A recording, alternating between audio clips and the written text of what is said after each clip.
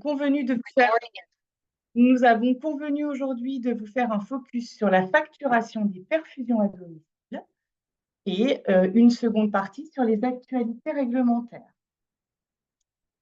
Nous avons la chance d'avoir aujourd'hui Monsieur Cédric Valenduc, qui est notre pharmacien conseil régional chargé de mission. Nous avons aussi Colombe Chenevoix de la Haute-Savoie, Marlène Buisson de la Savoie, Madame Fontaine-Carine de l'Isère et moi-même, Sophie Trifot. Je vous remets le sommaire. Première partie sur les facturations de Perfadom et seconde partie sur les questions que nous avons récupérées de la plateforme. Pour ce qui concerne cette partie, je remercie d'entrée l'Omédite Île-de-France ainsi que l'Omédite Val-de-Loire qui nous ont aidés pour réaliser ce diaporama. Sur la perfusion à domicile. Donc, cette perfusion à domicile, elle permet aux patients de recevoir des traitements par perfusion intraveineuse, sous-cutanée ou périnerveuse, ceci à domicile pour réduire les hospitalisations. Donc, la définition de la perfusion, c'est une administration sur plus de 15 minutes d'un médicament ou d'un soluté, conformément au RCP. Alors, je précise tout de suite que les injections qui sont d'une durée inférieure à 15 minutes ne sont pas considérées comme des perfusions, notamment l'intramusculaire ou l'intraveineuse. Dans cette perfusion à domicile, nous avons 3 modes d'administration qu'on va brièvement vous représenter. Vous avez la perfusion par gravité, la perfusion par diffuseur et la perfusion par système actif électrique. La gravité. La gravité, ça concerne les perfusions qui durent plus de 15 minutes, et c'est un mode d'administration qui est très simple, qui est réalisé, comme son nom l'indique, par gravité, à partir d'un liquide qui est placé en... c'est simple, c'est économique. Le débit est contrôlé par un clamp à roulette et le risque de variation du débit est assez élevé. En tout cas, on a une marge d'erreur entre 15 et 20%. Sur la droite de l'écran, vous avez des exemples de médicaments ou de solutés qu'on peut retrouver en gravité. À côté de la gravité, on a la perfusion par diffuseur. Donc, le diffuseur, ça, c'est un dispositif médical qui est stérile et qui est à usage unique. Ça peut être soit un diffuseur portable ou une pompe élastométrique ou un diffuseur à débit multiple. En tout cas, ça concerne des perfusions qui durent plus de 30 minutes. Et l'administration se fera de manière continue, l'administration des médicaments, et de manière autonome. Là, l'écart max par rapport au débit est un peu plus réduit, on est inférieur à 15%.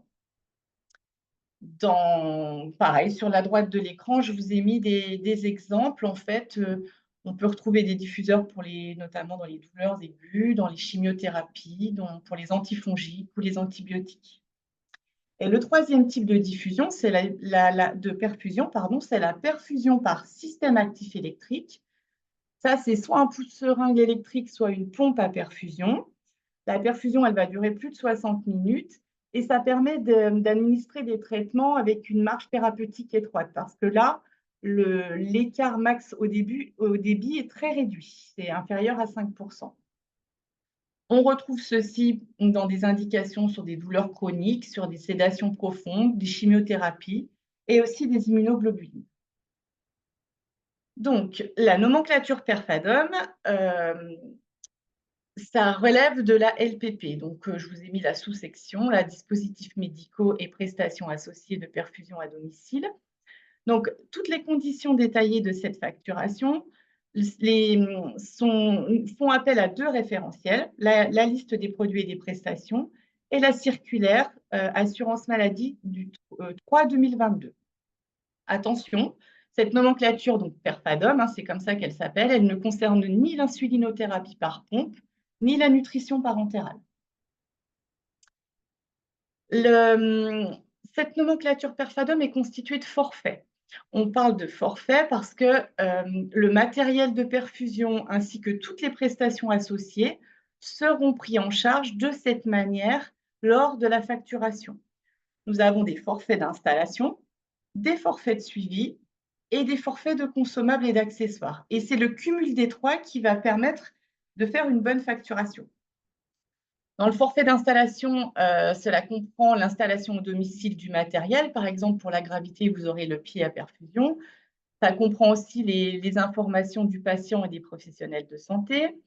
Le forfait de suivi, lui, comprend le suivi à domicile au cours de la cure, l'astreinte téléphonique pour les diffuseurs et les pompes, la livraison du matériel. Et les forfaits consommables et accessoires vont dépendre, eux, de la fréquence d'administration des perfusions et ils comprennent l'ensemble des consommables, c'est-à-dire le matériel de branchement, de débranchement, les pansements. Par exemple, les forfaits d'installation, alors on ne va pas tous du tout les passer en revue, mais il en existe 6. Et selon que vous soyez en gravité par diffuseur ou par système actif, il faudra utiliser le Perfadom 6, 5 ou 3. Ça, c'est pour les forfaits d'installation. Les forfaits de suivi avec les prestations techniques et les prestations administratives. Ben, là, il n'en existe que 2. Il existe celle du diffuseur et celle du système actif parce que la petite exception de la gravité, c'est que le forfait de suivi est inclus dans le forfait d'initiation que l'on vient de voir juste avant. À côté des forfaits de suivi, on a les forfaits de consommables. Là, il y en a 27 au total qui, je le redis, comprennent les consommables et les accessoires. Donc, il n'y aura pas de facturation externe avec d'autres matériels. Ce sont tous des forfaits hebdomadaires et qui varient selon la fréquence d'administration. Il y a juste une exception, c'est le 17, qui est un forfait à l'unité et non pas un forfait hebdomadaire.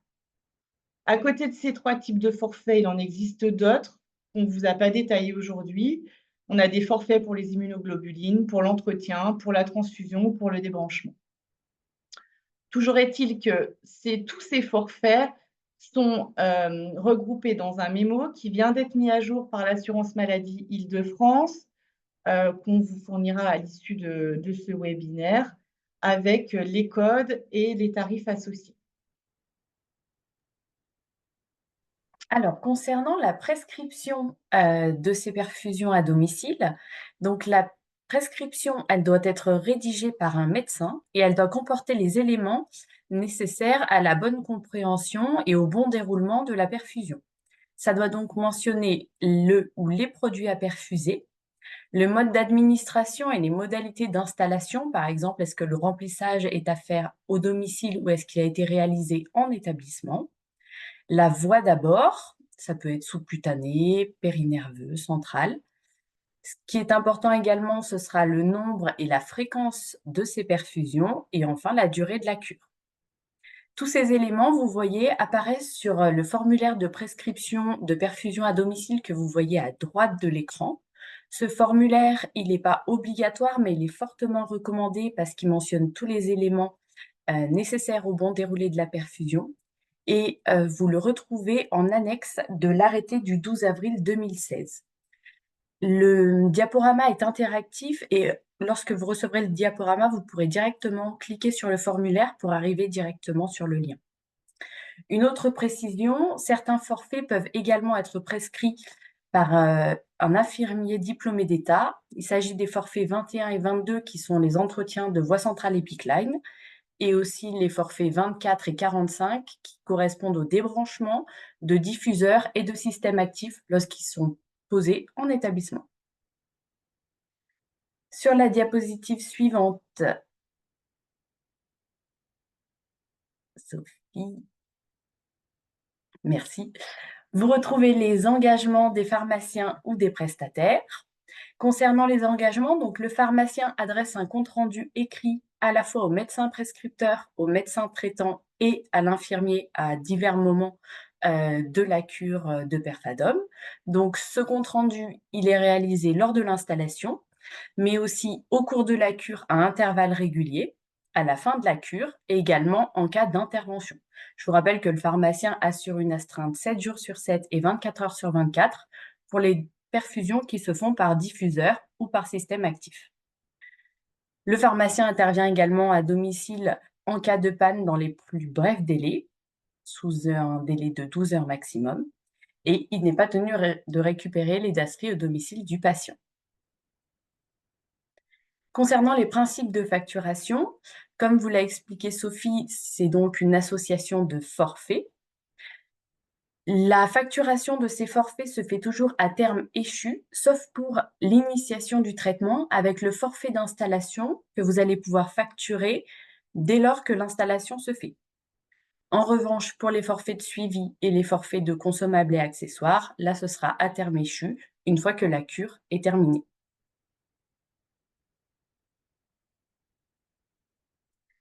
Ensuite, on vous a remis ici des exemples de facturation.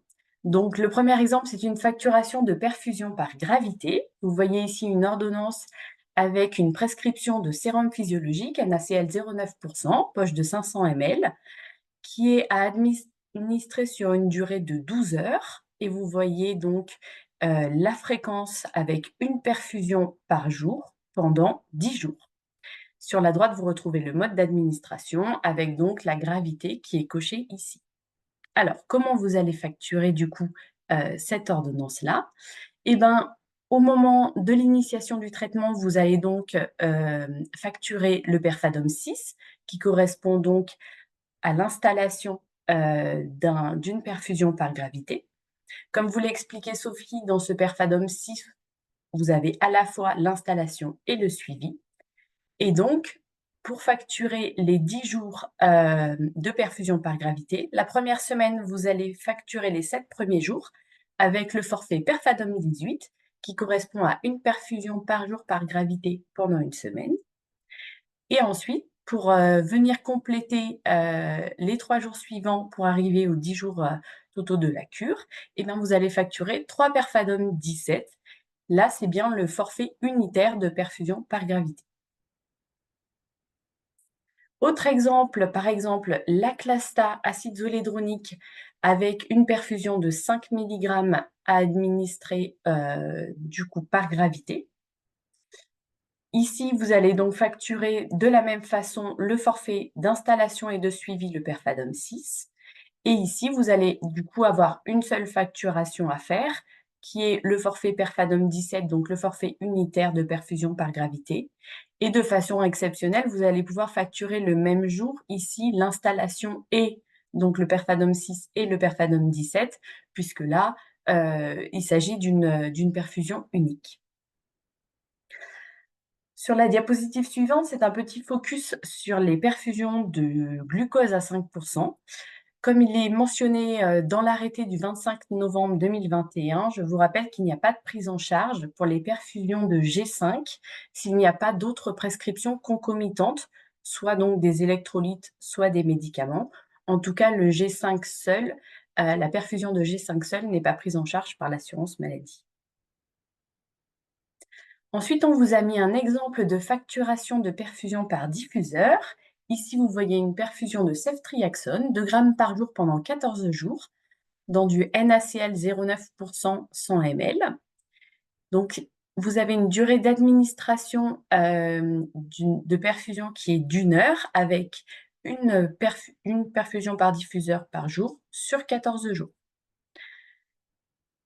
Pour information, c'est un type de prescription qui est assez rare. En général, on retrouve plutôt la ceftriaxone en perfusion par gravité. Le diffuseur est vraiment restreint à des pathologies particulières.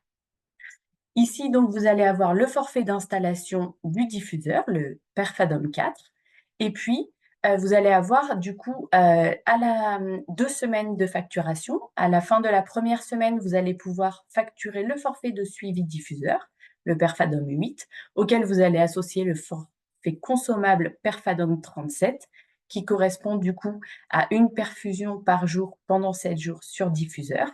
Et vous allez facturer ceci à la fois à la fin de la première semaine et à la fin de la deuxième semaine, puisqu'il s'agit d'une cure de 14 jours. Enfin, dernier exemple, très rapidement, une perfusion par système actif. Vous allez voir, c'est toujours les mêmes modalités de facturation. Là, on a de la morphine avec une perfusion une semaine sur 2 et c'est une perfusion en système actif avec une fréquence du coup de 2 perfusions par mois, puisqu'il s'agit d'une perfusion une semaine sur 2. Et là, au niveau de la facturation, vous allez appliquer le même process avec l'installation de votre système actif électrique. Je ne sais pas si Sophie, tu peux passer sur la diapositive suivante qui correspond donc au Perfadom 1. Merci. À la fin de la première semaine, vous allez facturer le forfait de suivi système actif électrique Perfadom 7 et vous allez ajouter le forfait consommable Perfadom 27 qui correspond à une perfusion par semaine sur système actif électrique. Bien sûr, à l'issue de la seconde semaine, vous n'aurez pas de facturation puisque la prescription vous mentionne la perfusion une semaine sur 2 et vous allez de nouveau avoir la facturation en semaine 3 qui sera identique à celle de la semaine 1. Voilà pour le focus sur les Perfadom. Nous tenions bien sûr à remercier, comme l'a indiqué Sophie, l'Omedit Île-de-France et l'Omedit Centre-Val de Loire.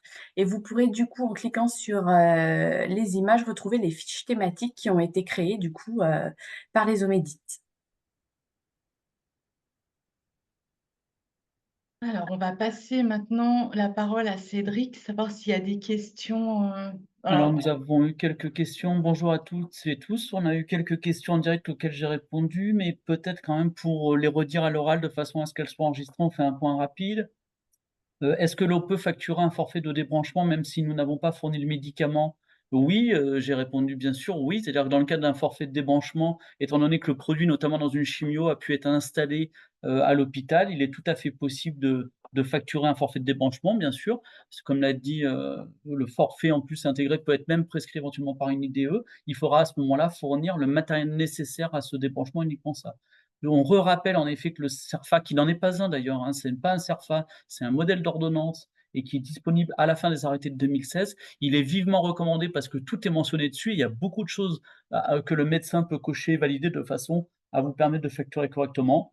Une ordonnance classique est tout à fait recevable pour le coup que tous les éléments nécessaires à la facturation soient précisés.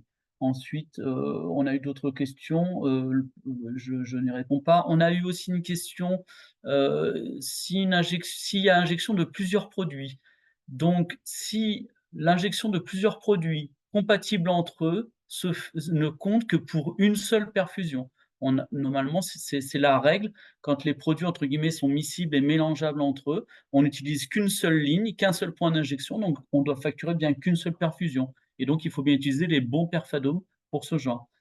Si on injecte aussi un produit unique par contre, mais sur plusieurs sites d'injection, cela correspond toujours aussi à une seule perfusion d'un point de vue de la réglementation des Perfadom.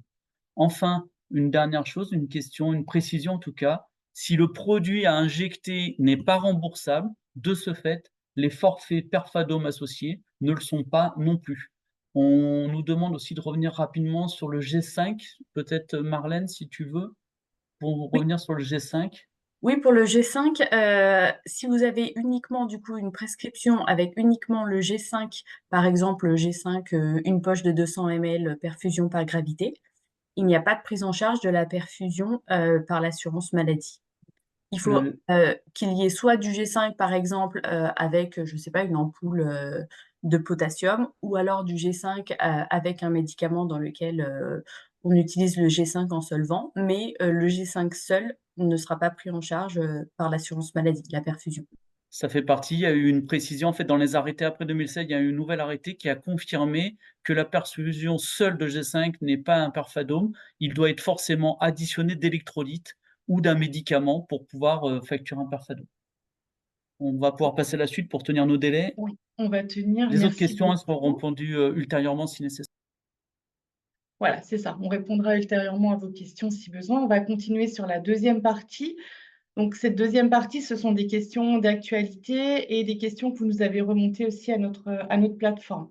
Donc, on a une petite dizaine d'exemples à vous expliquer aujourd'hui. La première actualité, c'est ce fameux décret de renouvellement exceptionnel qui est sorti le 26 novembre 2024. sur la dispensation supplémentaire exceptionnelle de médicaments et de dispositifs médicaux. Jusqu'à aujourd'hui, c'était limité à 1 mois. Et donc, depuis ce décret, le renouvellement exceptionnel d'un traitement après expiration de l'ordonnance est porté à 3 mois. Vous nous avez interrogé pour savoir s'il y avait des listes de médicaments. À ce jour, on n'a pas de liste. Ce qu'on peut vous dire, c'est que le renouvellement, il est possible si l'ordonnance de départ est faite pour un traitement chronique, c'est-à-dire un minimum 3 mois. Tous les médicaments sont concernés, mais les médicaments et les dispositifs médicaux, mais attention, il faut bien qu'on reste dans la limite de leur durée maximale de prescription autorisée. Il faudra que vous mentionniez délivrance exceptionnelle sur votre prescription et cette délivrance sur 3 mois, elle se fera mois par mois, hein. Ce n'est pas 3 mois à la fois, donc on ne peut pas utiliser par exemple des modèles trimestriels, c'est vraiment mois après mois. Et la dernière chose, c'est que le médecin doit être informé, donc soit par messagerie sécurisée, soit par tout moyen, mais en tout cas, le médecin doit être informé de ce renouvellement exceptionnel. Voilà, je passe la main. Donc, le deuxième cas de comptoir concerne les infections invasives à méningocoque. Donc, on va parler des 2 vaccins qui font l'actualité pour lesquels la prise en charge a été élargie. Donc, c'est le Nimarix et le MEN4FI. Donc, je vous rappelle l'indication AMM du Nimarix, qui est l'immunisation active des sujets à partir de 6 semaines pour les groupes A, C, W et Y. Donc, jusqu'à maintenant, la prise en charge était limitée à des populations particulières. Mais depuis l'arrêté du 21 novembre 2024, le Nimarix est remboursé par la Sécurité sociale pour les sujets à partir de 6 semaines, selon les recommandations HAS du 27 juin 2024. Donc aujourd'hui, le Nimarix est pris en charge chez tous les nourrissons, selon un schéma vaccinal à 2 doses, une dose unique de primo-vaccination à 6 mois, avec une dose de rappel à 12 mois, et chez les adolescents, une dose unique entre 11 et 14 ans et une dose de rattrapage chez les 15-24 ans. On va parler maintenant du MEN4FI. Donc, le MEN4FI, je vous rappelle aussi l'indication, c'est l'immunisation active des sujets à partir de 12 mois cette fois. Donc, comme le Nimarix, il avait une prise en charge limitée à des populations particulières et il fait partie donc de l'arrêté du 21 novembre 2024 pour lequel il est pris en charge maintenant pour les sujets à partir de 12 mois, toujours selon les recommandations de l'HAS du 27 juin 2024. Donc aujourd'hui, le MEN4FI est pris en charge chez les nourrissons pour la dose de rappel à 12 mois et chez les adolescents pour la dose unique entre 11 et 14 ans et chez les 15-24 ans en dose de rattrapage. Donc l'HAS recommande que le vaccin MEN4FI puisse être utilisé au même titre que le Nimarix pour l'administration de la dose à 12 mois pour les nourrissons qui ont été primo-vaccinés par le Nimarix. Donc, on va faire un focus maintenant sur le calendrier vaccinal. Donc, aujourd'hui, le calendrier vaccinal disait que cette vaccination tétravalente était recommandée pour les nourrissons et pour les 11-14 ans, mais pas de prise en charge pour toute la population. C'était vraiment une prise en charge pour les populations particulières.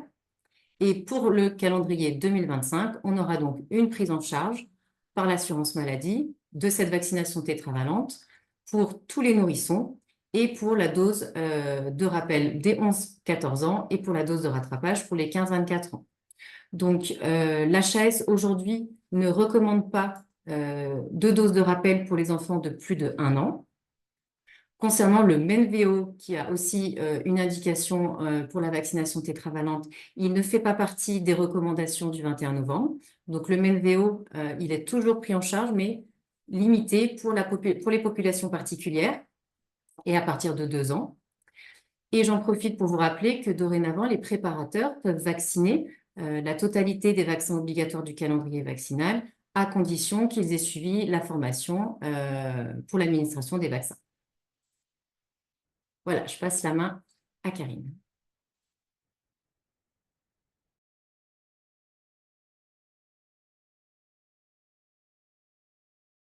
Karine, ton micro est désactivé, Karine, pardon. Merci. Bonjour. Donc, je voulais vous exposer une autre actualité au sujet des vaccins qui concerne le vaccin Shingrix. pour lequel nous avons eu de nombreuses questions de la part des pharmaciens au sujet de sa prise en charge. Alors, pour resituer, le Shingrix est un vaccin qui est indiqué dans le cadre de son AMM pour la prévention du zona et des névralgies post-zostériennes chez les adultes de 50 ans et plus et chez les adultes de 18 ans ou plus présentant un risque accru de zona. Le Shingrix fait l'objet d'indications thérapeutiques remboursées, les ITR, ce qui signifie que la prise en charge par l'assurance maladie est plus restrictive que l'AMM. À savoir, ça va être également pour la prévention du zona et des névralgies post-zostériennes, mais chez les adultes de 65 ans ou plus, ainsi que chez les adultes de 18 ans ou plus présentant un risque accru de zona. Alors, depuis fin mai 2024, la prise en charge était possible au titre de l'accès direct en établissement de santé, mais c'est à présent terminé. Depuis le 14 décembre, la prise en charge est possible en officine dans le cadre des ITR, selon l'arrêté du 5 décembre 2024. Diapo suivante. Donc, on va maintenant parler de l'ordonnance numérique. Donc, cette ordonnance numérique, elle permet la dématérialisation du circuit de la prescription entre les médecins et les pharmaciens afin de favoriser la coordination des soins. Donc, le médecin va pouvoir générer une ordonnance numérique via son logiciel assurance maladie sur laquelle sera apposé un QR code qui va véhiculer un identifiant unique de prescription. Donc, le format papier sera conservé et pourra être remis au patient. Donc, vous nous avez beaucoup interrogé sur la validité de ces ordonnances numériques pour les stupéfiants ou les médicaments d'exception. Donc, la réponse est oui. Selon la circulaire du 17 mai, l'ordonnance numérique pourra bien être utilisée pour l'ordonnancement des produits stupéfiants et des médicaments d'exception. Donc, au comptoir, vous allez pouvoir vous retrouver avec des ordonnances papier classiques, mais si elles ont été générées au format numérique, et si vous pouvez lire le QR code, elles seront donc bien valides. Donc, l'ordonnance numérique va avoir de nombreux avantages. Donc, comme vous l'avez compris, ça va faciliter les échanges entre le pharmacien qui va pouvoir récupérer les données de prescription directement avec le QR code et va pouvoir transmettre directement à l'assurance maladie les données de délivrance. Et il y a aussi le médecin qui pourra récupérer ces données s'il le souhaite.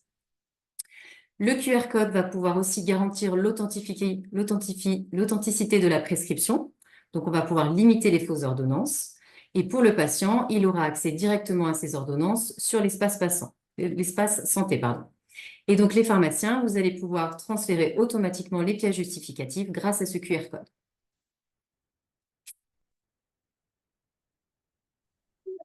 Alors, toujours en lien avec l'actualité, nous voulions faire un focus sur les analogues du GLP-1 qui sont indiqués dans le traitement de l'obésité. Donc, parmi ces analogues du GLP-1 qui sont à disposition sur le marché, certains sont déclinés en plusieurs spécialités qui vont différer par leurs indications. Donc, aujourd'hui, nous voulions vraiment vous présenter celles qui ont une indication dans l'obésité. Donc, nous retrouvons le Saxenda à base de liraglutide, qui est indiqué donc dans l'obésité ou le surpoids selon son AMM et qui est disponible en officine depuis 2021. Il est à distinguer du Victoza, qui est également à base de liraglutide, mais qui est indiqué dans le diabète de type 2. Une autre spécialité dont tout le monde a entendu parler, c'est le Wegovy à base de sémaglutide. Il est indiqué dans l'obésité et le surpoids. Alors, il a d'abord été disponible à l'hôpital dans le cadre d'une autorisation d'accès précoce jusqu'en septembre. Et depuis septembre, il est maintenant disponible en officine selon son AMM. Il est à distinguer de l'Ozempic, qui est à base de sémaglutide, mais qui est indiqué dans le diabète de type 2. Plus récemment est sorti également le Mounjaro à base de terzépatide, qui, selon son AMM, est disponible en officine. Et celui-ci est un peu différent de par sa composition et de par le fait aussi que dans son AMM, il y a la double indication, contrôle de poids et diabète de type 2. Donc, vous avez dû entendre parler des nombreux mésusages qui concernent ces médicaments Ils sont également à l'origine d'effets indésirables graves. Donc, pour ces raisons, la NSM a mis en place en octobre de nouvelles mesures de prescription pour encadrer l'utilisation de ces médicaments. Et ces mesures sont en accord avec les recommandations émises par la HAS. Donc, en conséquence, on va retrouver dorénavant une prescription initiale qui est réservée à certains spécialistes en endocrinologie, diabétologie, nutrition, ou bien réservée à des médecins titulaires d'une formation spécialisée en nutrition. Et cette formation doit être reconnue et enregistrée à l'ordre des médecins. Concernant le renouvellement de la prescription, il est possible par tout prescripteur, mais la délivrance à l'officine sera conditionnée par la présentation simultanée de la prescription initiale du spécialiste en même temps que la nouvelle prescription de renouvellement. Et cette prescription initiale sera recevable même si elle date de plus d'1 an. Concernant la prise en charge, à ce jour, il n'y a pas de prise en charge pour ces médicaments par l'assurance maladie. Et nous vous rappelons que sur une ordonnance, si les mentions hors AMM, hors ITR ou NR apparaissent, cette ordonnance ne doit pas faire l'objet d'une facturation à l'assurance maladie. Donc, on peut voir par exemple des ordonnances avec sémaglutide hors AMM ou Ozempic hors AMM. Donc là, ça ne peut pas être porté au remboursement. Diapo suivante.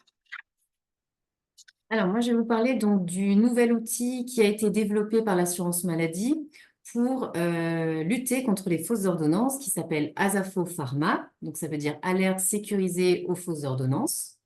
Donc, vous pouvez accéder à cet outil avec votre carte CPS via votre Amélie Pro. Donc, il faudra cliquer sur l'onglet Activité et en bas à gauche, vous verrez, vous pouvez accéder à Asafo.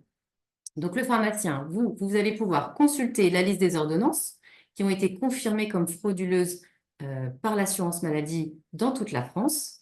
Et vous allez aussi pouvoir déclarer une suspicion de fausse ordonnance qui sera du coup remontée au national et après qui, effectivement, si elle est avérée, se retrouvera dans la liste des ordonnances confirmées. Donc, certains d'entre vous, vous nous avez déjà fait remonter que vous aviez des problèmes de connexion à Asafo. Donc, une nouvelle version va arriver 2025. Et puis, si jamais les problèmes persistent, je vous invite à aller voir votre délégué numérique pour avoir des informations complémentaires. Donc, les connexions Asafo seront dans la ROSP 2025 et il faudra faire une connexion par semaine pendant au moins 46 semaines. Diapo suivante. Alors, autre actualité, la substitution des biosimilaires par les pharmaciens. Vous étiez déjà autorisé à substituer un médicament biosimilaire au médicament biologique prescrit pour 2 molécules, qui étaient le filgrastim avec le référent Neupogène et le pegfilgrastim avec le référent Neulasta. Et donc, conformément à l'arrêté du 31 octobre 2024, une autre molécule a rejoint les 2 précédentes. Donc, il s'agit du ranibizumab avec le référent Lucentis. Du coup, pour cette substitution, je vous rappelle que la substitution par un biosimilaire n'est possible qu'à l'intérieur d'un même groupe biologique similaire et à condition que le médecin n'ait pas exclu cette possibilité via l'apposition d'une mention sur l'ordonnance. Et je vous rappelle simplement qu'il n'existe pas pour les biosimilaires de dispositif de tiers payant contre médicaments génériques. Ce n'est pas le cas pour les biosimilaires.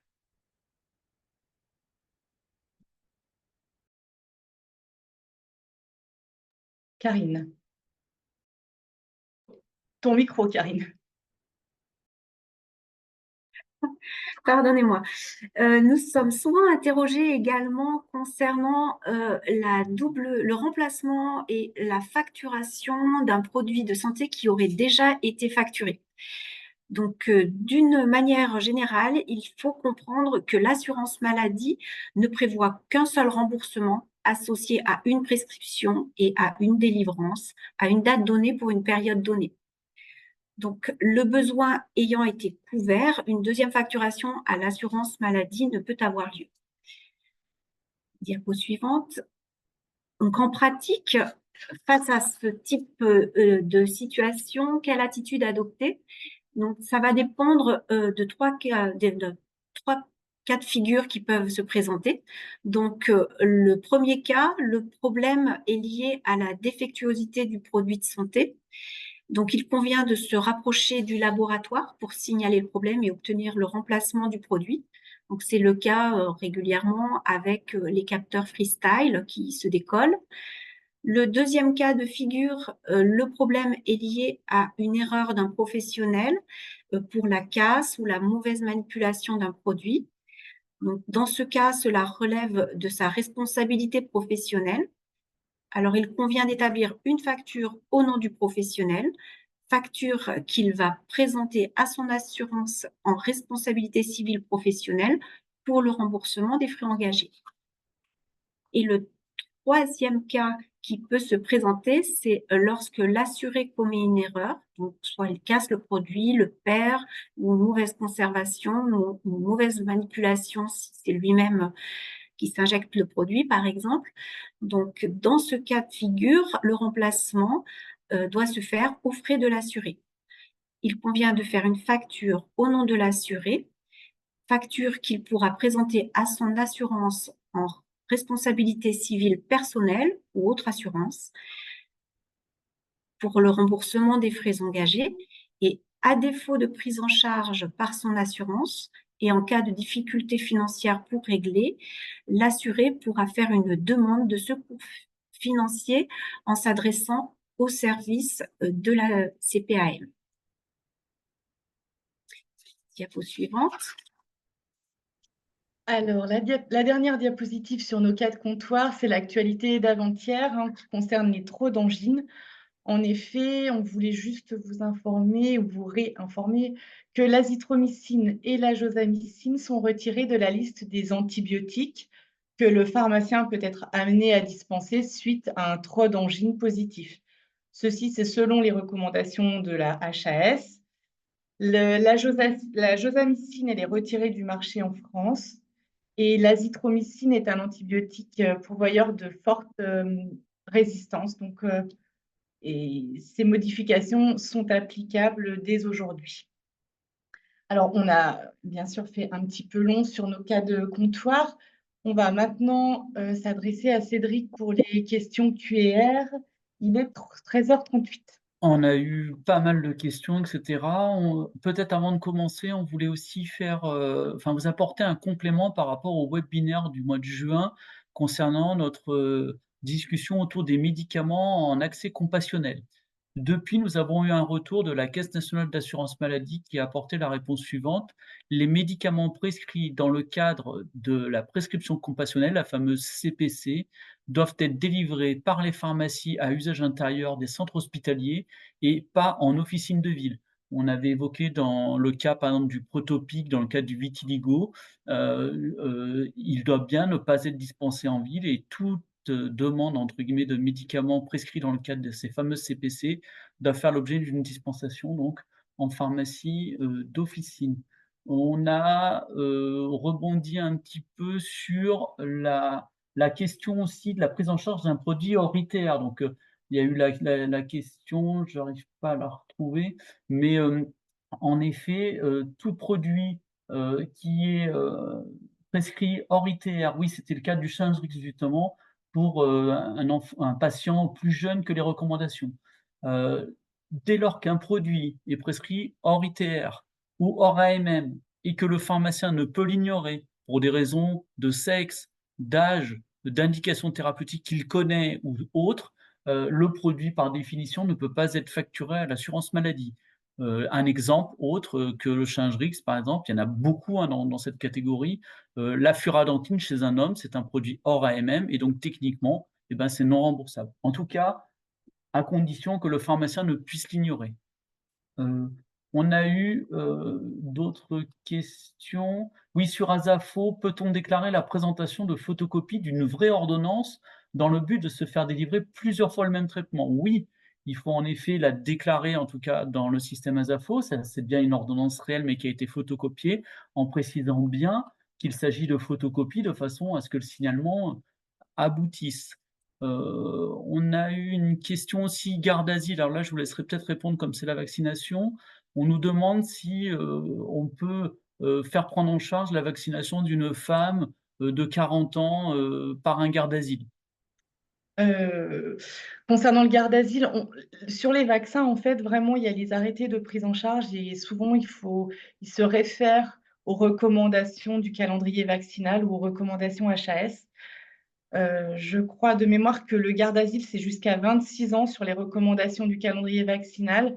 Donc, au-delà de cet âge, il n'est pas possible de faire prendre en charge ce vaccin. On nous redemande du coup quelque chose, c'est par rapport, donc Numerix et Mancafy ne sont donc pas remboursés après 25 ans. Oui, c'est ça, exactement, Colombe, tu confirmes. Il faut, voilà, l'arrêté de prise en charge se réfère encore une fois aux recommandations du calendrier vaccinal où il est bien spécifié le 6 mois, le 12 mois, et ensuite recommandé pour les 11-14 ans, 15-24 ans. Donc, Colombe? Non, au-delà, il n'y a pas de prise en charge. Alors, on ne pourra pas répondre à toutes vos questions, hein, le temps tourne, mais vous ne vous inquiétez pas, on les garde toujours toutes et celles qui qui ont besoin éventuellement de précisions spécifiques ou d'informations, on reviendra vers vous. On nous redemande aussi pour dans le cas de la téléexpertise, quand le médicament est à statut particulier et prescription réservée par un spécialiste, qui doit faire la prescription? Donc là, je vous donne l'information. En tout cas, dans le cas d'une téléexpertise, quand le médecin, souhaite initier un traitement et que ce produit est à prescription réservée par le spécialiste et que lui-même est spécialiste, c'est à lui de faire, la prescription et pas au médecin traitant ou au médecin requérant qui a requis l'avis du téléexpert, en tout cas. Je crois on va arrêter là, Ouais, Cédric, parce ouais. qu'il est déjà 42. Euh, nous allons répondre à vos questions ultérieurement. On renverra de toute façon toute la liste des questions avec les réponses qu'on peut vous apporter. Je vous remets sur cette slide le livret qui date maintenant de septembre 2023 et va être remis à jour et mis en ligne sur vos sites Amélie Pharmacien. Voilà, le chemin est là. Vous redire aussi que le diaporama vous sera transmis, les liens fonctionnent. Nous allons vous mettre aussi à disposition tous les mémos qui sont réalisés par les Omédites dans le cadre des Perfadom. Et puis toujours notre même conclusion, c'est-à-dire que vous pouvez contacter les pharmaciens du service médical via la messagerie Amélie Pro ou alors par téléphone au 3608. Et ce webinaire sera mis en ligne, donc vous pouvez le revisionner ou le visionner en allant sur YouTube et en tapant DRSM Auvergne-Rhône-Alpes. Il ne me reste qu'à vous souhaiter de bonnes fêtes de fin d'année, de remercier toute l'équipe de mes collègues avec qui on a œuvré pour mettre en place ce webinaire. Et je vous dis rendez-vous à l'année prochaine. À très bientôt. Au revoir.